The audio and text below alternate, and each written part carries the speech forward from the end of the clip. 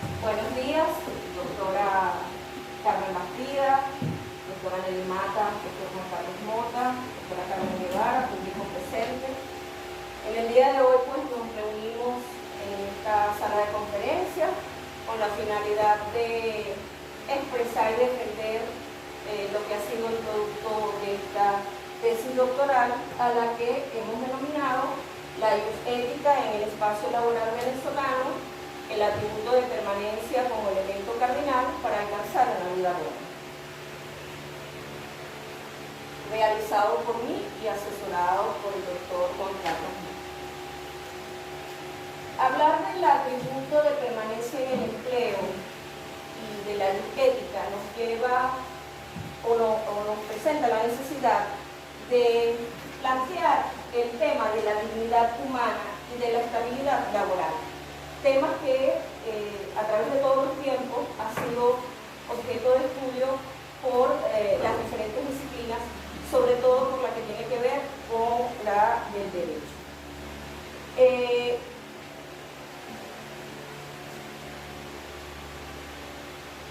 En el marco de esta investigación, el planteamiento del problema surge de la situación laboral en Venezuela, que conlleva también o tiene unas implicaciones en el marco social. Por eso, siendo que el trabajo es un medio de realización del individuo humano y del marco social, partimos en nuestras primeras inquietudes en la revisión del significado del trabajo, que evidentemente en el discurrir de los tiempos y con el auxilio de la filosofía, pues ha ido adquiriendo diversos significados. Al principio, el trabajo era concebido como un medio de expiación de culpas. Incluso en ese transcurrir de otorgarle un significado al trabajo, llegó a ser concebido como un aspecto eminentemente económico. Pero con el auxilio de la filosofía, pues se llegó a la conclusión que al ser una actividad eminentemente humana, pues era un medio de realización de las personas. Así las cosas, en los actuales momentos, cuando nosotros revisamos lo que es el acontecer nacional, nos damos cuenta que producto de las políticas públicas que se vienen implementando desde el año 1998, lo que creíamos superado pareciera que no se superó, porque en la práctica encontramos hoy más que nunca el problema de la deshumanización del trabajo. El trabajo, hoy por hoy, se concibe como el medio de obtención de riquezas, se le da preponderancia al trabajador como el único generador de esa riqueza y, en consecuencia, se le llega en muchos casos a equiparar como una máquina. Y esto, pues, redunda o contradice lo que es el significado del trabajo como valor en la medida en que permite la realización de ese ser humano. ¿Qué sucede con Venezuela? En resumidas cuentas, el tema de la estabilidad laboral como atributo de permanencia en el empleo ha sido también en Venezuela discutido durante muchos años y nosotros hemos pasado por diferentes niveles dentro del ordenamiento jurídico buscando que esa permanencia en el empleo realmente sea un medio de realización del hombre para que a su vez lo sea de su familia y del marco social. Pero vemos que en el año 1999, cuando se promulga la Constitución de la República Bolivariana de Venezuela, con unas expectativas que se habían generado en la sociedad venezolana de por fin constituir por medio de esa Carta Magna un Estado ético de derecho que venía siendo reclamado desde el año 1948, cuando se firmó la Declaración Universal de los Derechos Humanos y se le dio la connotación de dignidad a las personas como valor, como ese reconocimiento e importancia por el simple hecho de ser persona, iba a verse materializado. Pero resulta que lamentablemente en el texto constitucional, si bien hay un reconocimiento de los derechos humanos, en la práctica lo que hemos observado es una reorientación de lo que es la filosofía o la razón de ser de la Constitución como marco de la convivencia social para dar cabida a una serie de interpretaciones más acordes con un pensamiento político que con el bienestar de todos los que vivimos en este país. Entonces, ¿cuál es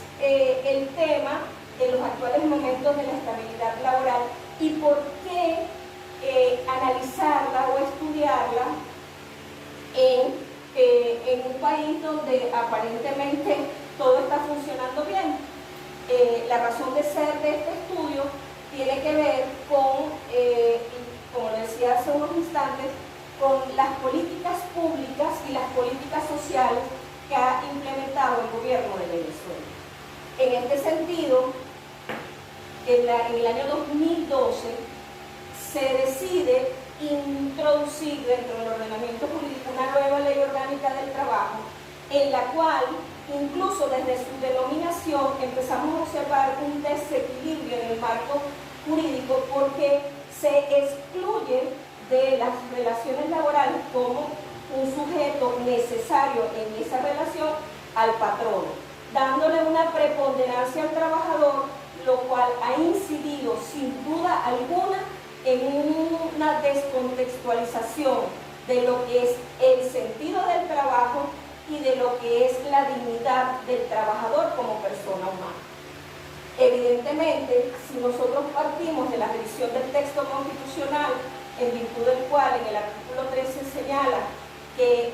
dentro de los fines del Estado venezolano está el desarrollo de la persona, su inserción en el marco social, y que para que esos fines puedan ser alcanzados es necesario participar de dos procesos fundamentales como son la educación y el trabajo, y el trabajo ha sido deshumanizado, pues sin duda alguna las consecuencias en el ámbito social son las que estamos padeciendo todos los que vivimos dentro de este país. Entonces, ese es uno de los primeros aspectos que me llamó a la reflexión y que sirvió de fundamento para hacer este planteamiento y poder realizar toda la investigación. El otro aspecto que nosotros en este caso revisamos tiene que ver con el tema de que a través de la globalización, si bien los principios rectores del derecho del trabajo se han mantenido en el tiempo, ha existido la tendencia dentro de los ordenamientos jurídicos del mundo de flexibilizar o de limitar, de crear normas muy rigurosas que en caso de los extremos ha sido contraproducente para el marco social. Por ello vemos que en el año 2012, cuando entra en vigencia la Ley Orgánica del Trabajo de los Trabajadores y las Trabajadoras,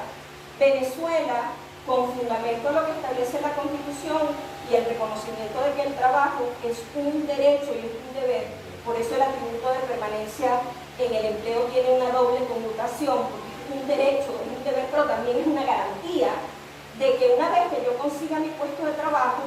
yo lo voy a conservar. Pero no se trata solamente de conservar el puesto de trabajo, sino de las implicaciones que en el ejercicio de esa labor que yo ejecuto, que debe ser lícita, que debe ser acorde a la moral y a las buenas costumbres, va a redundar en mi propio desarrollo, en el desarrollo de mi familia y en el desarrollo del marco social.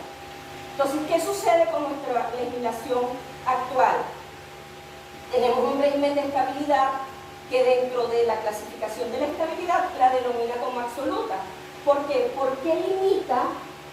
la autonomía de voluntad de uno de los sujetos de la relación laboral, como lo es el patrono, en poder despedir o prescindir de los servicios de aquel trabajador sin que éste previamente haya incurrido en una causa legal que justifique la separación del cargo.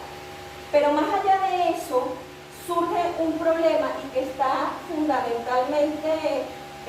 relacionado con la llamada inamovilidad laboral. La inamovilidad laboral dentro de la clasificación de la estabilidad laboral como institución jurídico-laboral supone la imposibilidad por parte del patrono de despedir, trasladar o desmembrar a un trabajador sin que haya incurrido en justa causa, pero con la obligación de que ese patrono, para poder hacer esa separación, primero debe tramitar un procedimiento ante el órgano administrativo, que en este caso son las inspectorías del trabajo, quien luego de haber cumplido o tramitado todo ese procedimiento, verificará la existencia de la falta y procederá a autorizar al despido de aquel trabajador que la haya cometido. Dicho desde un punto de vista teórico, eso suena muy bonito, pero desde la perspectiva del tipo de estabilidad regulado en nuestro ordenamiento jurídico, la inamovilidad laboral pierde sentido en la medida como ha sido implementada por el gobierno venezolano. ¿Por qué? Porque desde el año 1998 se han venido emitiendo, dictaminando de manera consecutiva decretos de inamovilidad laboral sin distinguir la categoría o tipos de trabajadores, con lo cual entonces se limita la autonomía de voluntad del patrono, porque si bien la ley orgánica del trabajo regula la estabilidad laboral y también la limita, le otorgaba la concesión al patrono de que si cometía la falta podía despedir y no era necesario ir a un procedimiento previo. Pero ahora, a través de estos decretos de inamovilidad, se le impone al patrono la responsabilidad ante la falta cometida por el trabajador de proceder a acudir ante ese órgano administrativo, a los fines de que se le autorice la separación del puesto de trabajo de ese trabajador. Pudiéramos preguntar, ¿y todo esto qué tiene que ver con el tema? Las políticas públicas y el manejo del trabajo como hecho social, que es la vida misma, porque del trabajo depende el desarrollo no solo de la persona, sino de las familias, de las empresas, de un estado, del mundo en general, se ha visto afectado porque los trabajadores, ante esta rigurosidad que las políticas públicas han establecido en nuestro ordenamiento jurídico, han ido perdiendo el sentido de su dignidad, porque se consideran sujetos de derechos, pero olvidan que también son sujetos de obligaciones. Y en este sentido, al ser yo solo un sujeto de derecho, protegido ante cualquier circunstancia por el Estado, porque no se me puede tocar, pues ya no importa que yo no sea productivo, que me dedique al ocio, que aparte de eso incurra en actos de corrupción, haciendo una aclaratoria, que la corrupción normalmente era asociada en el marco de la función pública, pero precisamente esas políticas públicas hoy nos ha llevado a que el tema de la corrupción sea un tema que trasciende a lo público, que trasciende a la función pública. Y eso hace que cuando un trabajador, bajo la premisa de que lo que él necesita es dinero, y que en el caso de Venezuela, producto del tema de la inflación, el salario que reciben los trabajadores ha perdido poder adquisitivo, eso les va a generar en consecuencia que ellos puedan pretender asumir conductas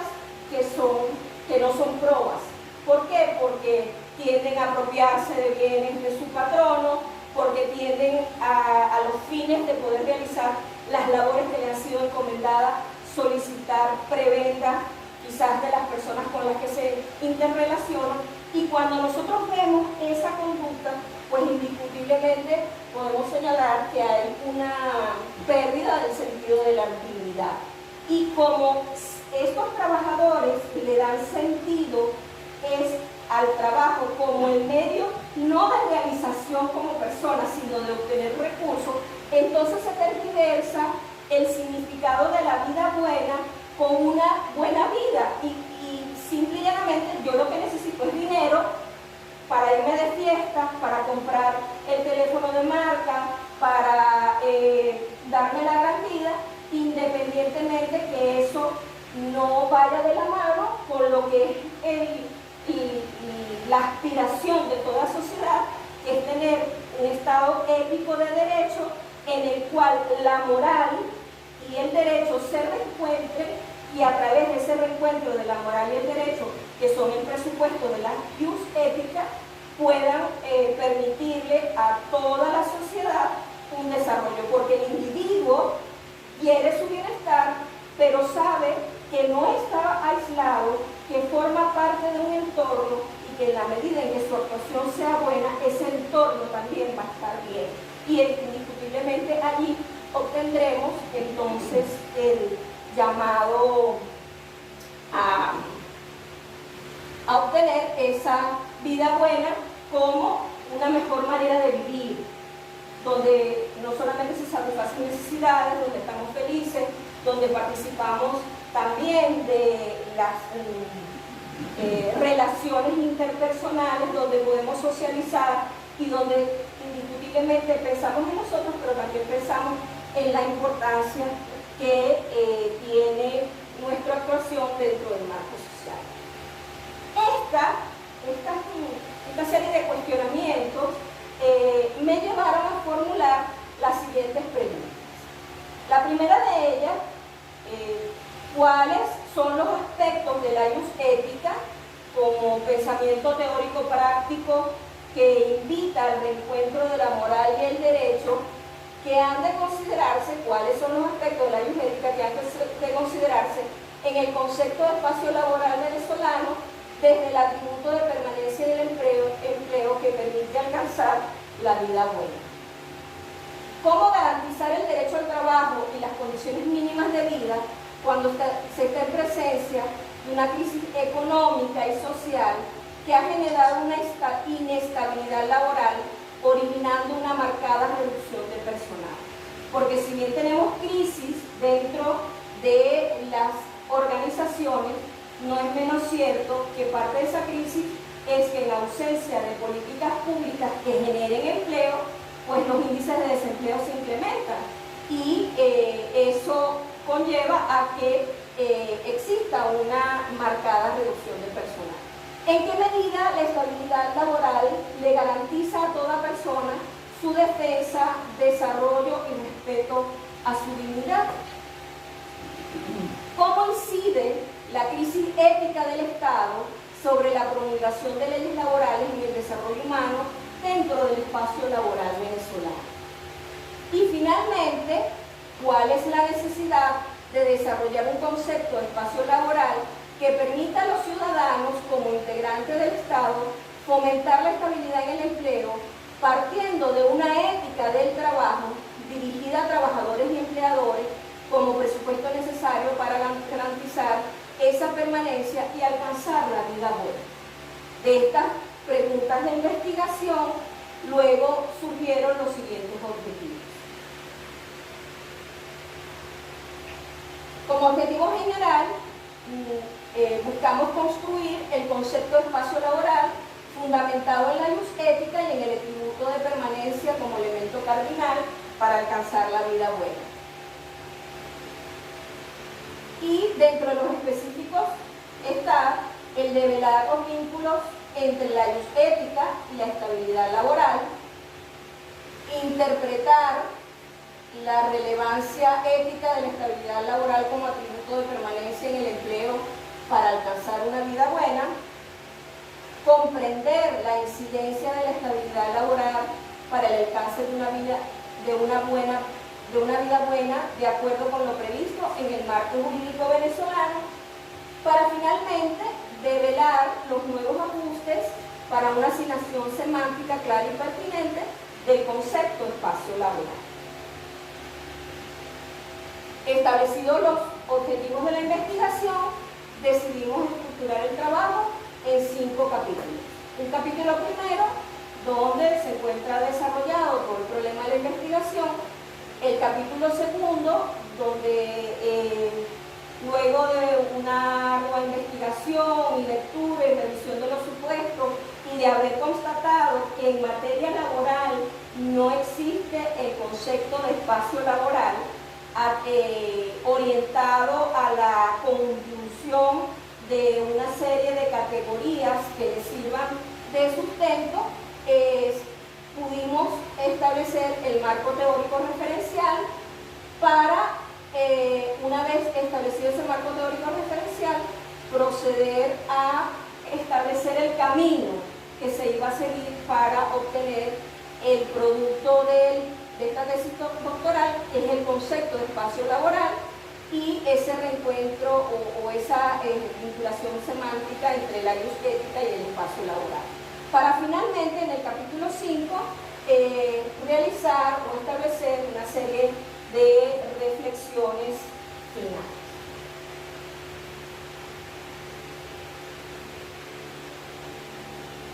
Así las cosas, pasamos al marco metodológico. ¿Qué fue lo que hice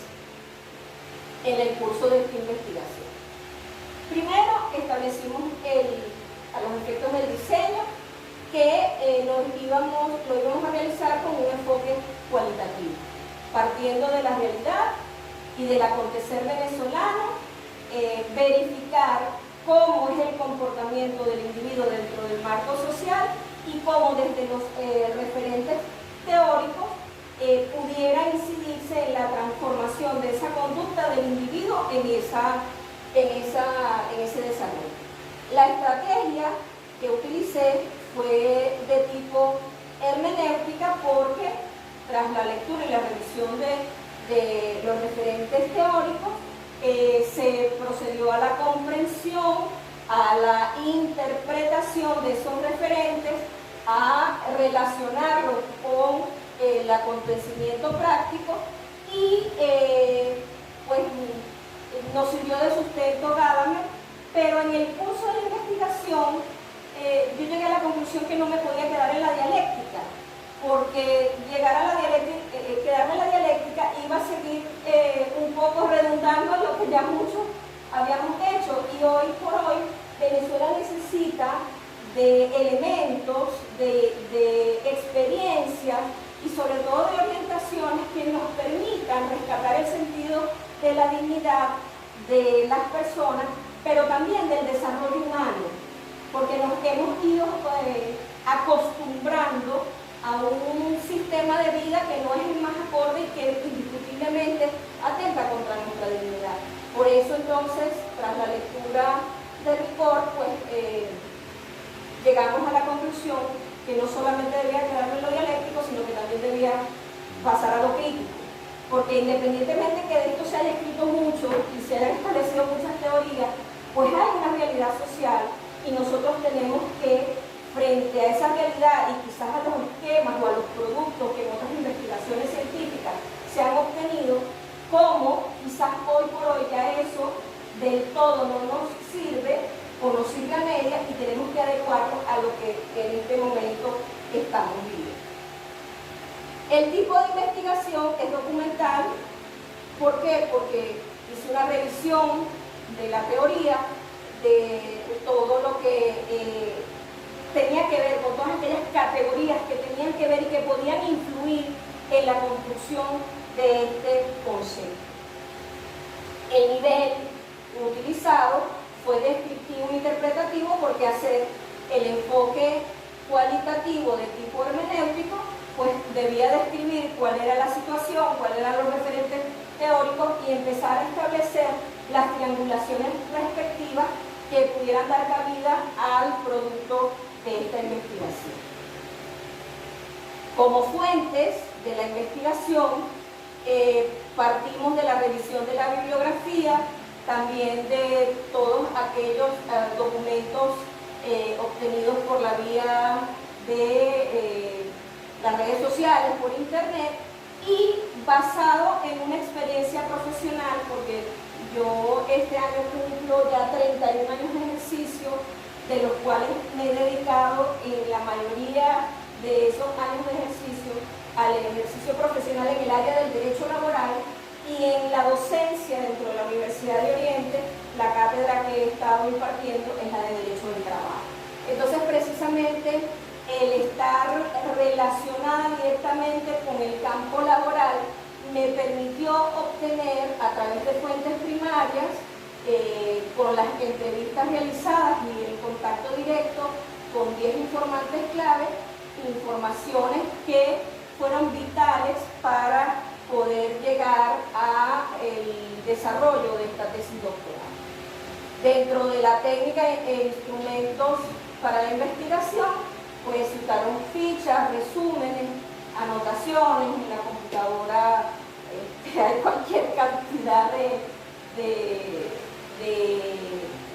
información obtenida y adquirida para poder precisamente obtener las bases doctrinales, teóricas que dieran cabida a los resultados. Y finalmente, pues luego de haber hecho el análisis y la presentación de esa información, se presentó de manera escrita lo que es el producto de la investigación.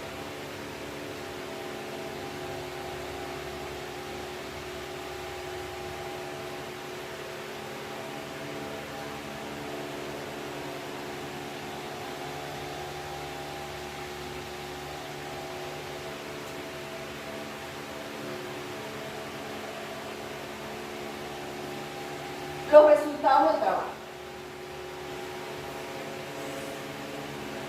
Aquí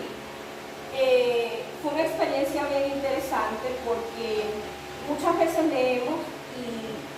traducir lo que estamos leyendo y el método que estamos utilizando para llegar o arribar a nuestro resultado, a veces hace cuesta arriba. Y evidentemente si mi estrategia es de tipo hermenéutica, dialéctica y crítica, pues debía quedar evidenciado cómo hice ese ejercicio hermenéutico, cómo yo llegué a esa conclusión. Para esto, lo hice en 3 fases. ¿Okay? La primera fase, procedí a la organización del conocimiento empírico y a la entrevista con los actores sociales. ¿Qué realicé? Revisé, porque evidentemente todos los referentes teóricos que al inicio de la investigación yo pensaba que podían influir, no fueron los que al final utilicé, porque los fui descartando desde la perspectiva del problema y de lo que queríamos proponer. Evidentemente, como investigadora, yo tenía unos conceptos preconcebidos, pues que precisamente al investigar y al revisar todos estos referentes teóricos y confrontarlos con esa información que me estaban suministrando los diferentes actores sociales con los que me relacioné, pues llevaron a empezar a entender, a comprender de una manera, a interpretar de una manera distinta y sobre todo con un sustento científico lo que estaba aconteciendo y cómo podíamos aportar una solución al problema. Es así como esta organización del conocimiento empírico y las entrevistas con los actores sociales permitieron que yo asumiera una postura dentro de la investigación. Esa fue la primera fase del ejercicio hermenéutico. En la segunda fase, pues, revisada, comprendida e interpretada las diversas categorías, comencé a hacer una reflexión filosófica para la reinterpretación de las herencias culturales, porque en materia de ciencias sociales, pues, no está dicha la última palabra. Dependiendo del momento histórico y del acontecer y de la cultura en la cual nosotros estemos inmersos, eso que yo hoy estoy diciendo mañana puede perfectamente cambiar, porque tendría que ajustarse a esa realidad. Y evidentemente esa reflexión filosófica para reinterpretar esas herencias culturales, pues se hizo con la finalidad de dejar en evidencia el interés que tiene la humanidad de redimirse. Nosotros como seres humanos, independientemente que cometamos errores y nos equivoquemos, siempre queremos tener una mejor vida y buscamos rectificar en esos errores que pudiéramos estar cometiendo para tener esa mejor calidad de vida o pudimos haber cometido. Evidentemente, habiendo hecho esa reflexión filosófica, entonces comencé a vincular los diferentes referentes teóricos que sirvieron de sustento para el desarrollo del concepto. En la última fase de mi ejercicio hermenéutico, que es la tercera fase, procedí a la triangulación y contrastación de la información aportada por los actores sociales, de la información que pude adquirir en la fundamentación teórica y de la postura que como investigadora yo he mantenido y modifiqué en el curso de esta investigación. Entonces, les decía que producto de ese ejercicio hermenéutico, reunido con Juan Carlos, decíamos, bueno, ¿cómo tú llegaste a ese concepto de espacio laboral? Y evidentemente yo, de todos los referentes teóricos, en primer lugar, utilicé el concepto de dignidad, que ya dijimos que es el valor de la persona, que es intrínseca al ser humano, al hecho social trabajo como la vida misma, a la calidad de vida como todos aquellos elementos que convergen a que nosotros tengamos una vida buena, al desarrollo humano que viene dado por esas políticas públicas que permiten o establecen condiciones para obtener una mejor calidad de vida, a la estabilidad laboral como atributo de permanencia en el empleo y a la ética del trabajo que tanto se reclama hoy en día. Porque la ética del trabajo pues supone la necesidad del rescate de la moral, no solamente en cuanto a la acción del trabajo en sí misma, sino en cuanto al proceder del individuo dentro del marco social. Entonces, cuando estuve realizando esos referentes teóricos, pues evidentemente que hablar de dignidad y de hecho social trabajo me llevó a la ius ética, un concepto propuesto por el doctor Bocaranga, en el cual ante esa necesidad actual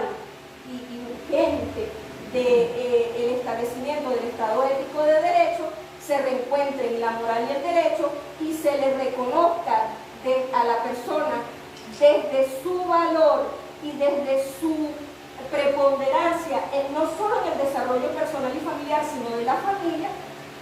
la posibilidad de construir ese Estado ético de derecho como valor superior incluso al Estado de derecho. Luego, cuando hablábamos de calidad de vida y desarrollo humano, pues tuve que relacionarlo con el referente teórico de la vida buena. Les decía al momento de hacer el planteamiento del problema que muchas veces nosotros confundimos vida buena con buen vivir, porque el buen vivir es la cervecita, es la parrillita, es la playa, pero resulta que la vida buena va más allá, porque lo que persigue es que el hombre, el ser humano, el individuo, sea realmente feliz y que pueda socializar y que pueda entender el valor que tiene en su propia vida y en su relación con el entorno, porque de su actuación personal él va a permitir transformar ese entorno. Y posteriormente, cuando hablábamos de estabilidad laboral y de la ética del trabajo, entonces establecíamos el atributo de permanencia en el empleo, porque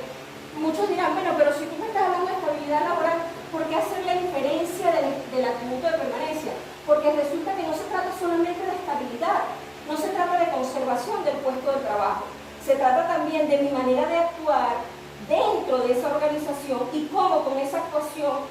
yo contribuyo sí a generar riquezas en esa empresa que me va a permitir a mí obtener recursos y mejorar mi calidad de vida, pero también voy a permitir con mi actuación y mi estado de felicidad poder estar dentro de un marco social y disminuir todos esos índices que indiscutiblemente nos colocan como una sociedad no desarrollada, porque bajaría la delincuencia, porque el hombre haría el trabajo no con el ánimo de obtener una contraprestación en dinero, sino por un sentido de pertenencia, porque está consciente del valor de su fuerza de trabajo para contribuir a su propio desarrollo, al desarrollo de la organización y de todo el marco social. Hecho este ejercicio hermenéutico, pues llegué finalmente a la construcción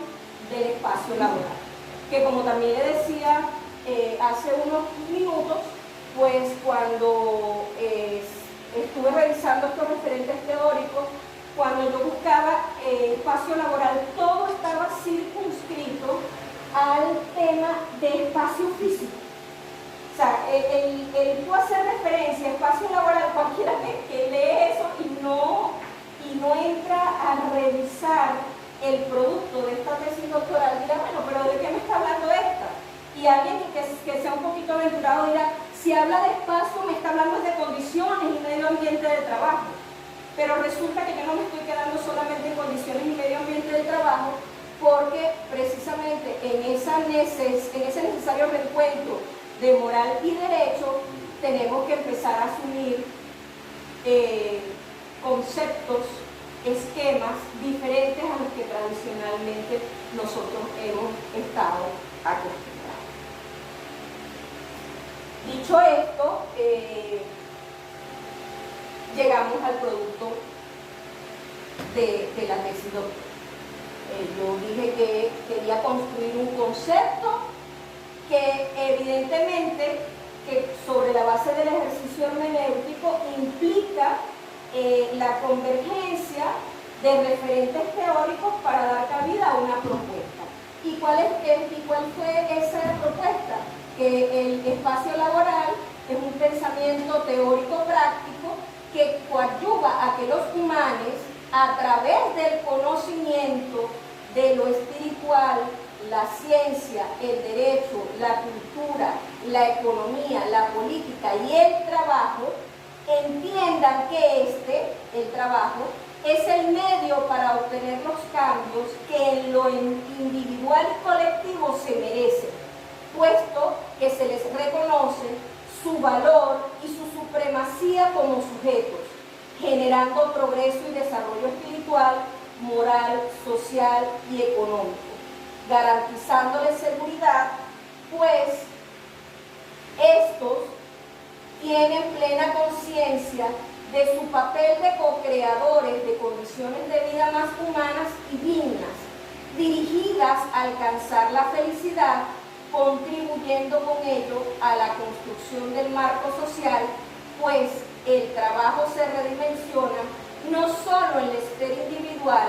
sino que cobra plena vigencia en la dimensión comunitaria del mismo, contribuyendo así a otorgarle el atributo de permanencia en el empleo una dimensión más humana, psicológica y moral. Ustedes dirán, ¿y dónde están aquí esos referentes teóricos? Porque no hablo de vida buena. Pues precisamente en la construcción es donde está el aporte. Porque, por ejemplo, cuando hablamos de conocimiento, de lo espiritual, la ciencia, el derecho, la cultura, la economía y la política, pues allí estamos hablando de lo que como humanos y en función de nuestra dignidad nosotros estamos dotados y podemos adquirir. Y evidentemente que el trabajo como acción es lo que en conjunción con todos estos aspectos van a contribuir a generar dentro del entorno laboral una ética de trabajo que le permita al humano cambios en lo individual y en lo colectivo. Y evidentemente si reconoce su supremacía como sujeto, dignidad, generador de progreso y desarrollo espiritual, moral y social, estamos hablando aquí de calidad de vida y de desarrollo humano, garantizándole seguridad, pues ellos entenderán tendrán la conciencia del papel de co-creadores de condiciones de vida más humanas y dignas, y seguimos en el marco del desarrollo humano y de la calidad de vida, para alcanzar la felicidad. Y pues alcanzar la felicidad no es otra cosa que alcanzar la vida buena, contribuyendo con ello a la construcción del marco social. Pues el trabajo se redimensiona, y aquí entonces vemos la importancia de esta propuesta, no solo a lo individual, no es que yo gane dinero, no es que yo esté bien, sino que con mi actuación yo pueda contribuir a que también se redimensione la esfera comunitaria y a otorgarle a esa estabilidad del empleo una dimensión más humana, psicológica y moral, porque no se trataría de yo conservar un puesto de trabajo. O sea, La estabilidad laboral en el ordenamiento jurídico tiene que ser forzosamente reconcebida, porque como ha sido manejada a través del tiempo en nuestro ordenamiento jurídico, la estabilidad lo único que ha perseguido es garantizarle al trabajador su permanencia en su puesto de trabajo. Y la propuesta que se está haciendo en esta tesis doctoral, lo que estamos es tratando de llamar la atención del Estado venezolano y del mundo entero, de que esa institución jurídica debe sufrir unas transformaciones de fondo que no suponen una violación a los principios generales del derecho del trabajo, sino que por el contrario, partiendo de la luz ética en ese reencuentro de moral y derecho, van a permitirle también a que las personas que integran esa sociedad asuman la responsabilidad y el protagonismo que tienen en el cambio de la estructura de pensamiento y de desarrollo que todo Estado demanda. Debemos retomar el punto que decía en una de mis expresiones al momento del planteamiento del problema. O sea, la educación y el trabajo son procesos, son necesarios para poder hacer ese reencuentro. Nosotros tenemos que también, de alguna manera, porque quizás pudiéramos pensar que el problema es solo los trabajadores. No, no son solo los trabajadores. También hay patronos que no quieren invertir, también hay patronos que no, a pesar de tener las condiciones para cancelar una mejor remuneración, incluso pagan por debajo del salario mínimo y que explotan a sus trabajadores. Y todo eso se convierte en una dinámica que, lejos de favorecer al entorno social, lo que hace es perjudicarlo, porque incluso en aquellos casos donde la persona sea coherente con sus principios y con sus valores morales, pudiera darse el caso que para no transgredir la norma se vea obligado a tener que trabajar mayor número de horas, que con el devenir del tiempo eso va a incidir en su calidad de vida, porque la calidad de vida no está asociada solamente a lo material, también tiene que ver con la parte de salud, de cómo tú te sientas, de ese bienestar, de la previsión que el Estado en el marco de sus políticas públicas y sociales desarrolle para que tú goces de buena salud, para que puedas tener un sistema de salud adecuado, donde tú consigas medicinas, para que tú puedas tener políticas habitacionales donde tengas una vivienda digna, para que tú puedas salir a la calle y te sientas con seguridad, para que incluso cuando los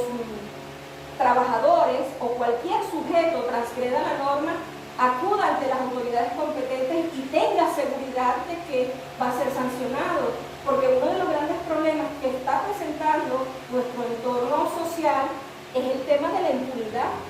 Hay demasiada impunidad. Entonces, como se le otorga una excesiva protección a uno de los sujetos de las relaciones, eso genera un desnivel total que conlleva el deterioro de lo que nosotros hemos visto,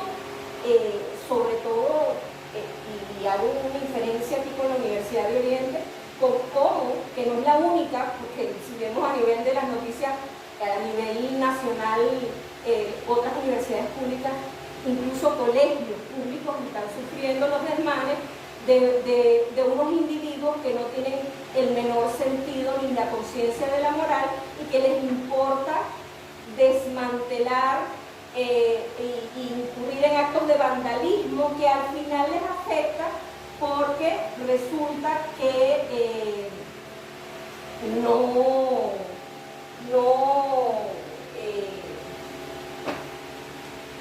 no están deteriorando las instalaciones o los lugares en los cuales ellos pudieran adquirir esos conocimientos para mejorar sus... ¿Cuánto tiempo requiere? ¿Cómo? ¿El tiempo? Sí. Entonces, un poco quería explicar aquí de cómo estaban esas categorías reflejadas en el concepto. Finalmente, estas fueron mis reflexiones, algunas porque fueron muchas. ¿Okay? La República Bolivariana de Venezuela Venezuela en los últimos 20 años aproximadamente ha venido observando cambios significativos en el ámbito social, cultural, político, económico, pero sobre todo moral. ¿Okay? Tenemos una crisis moral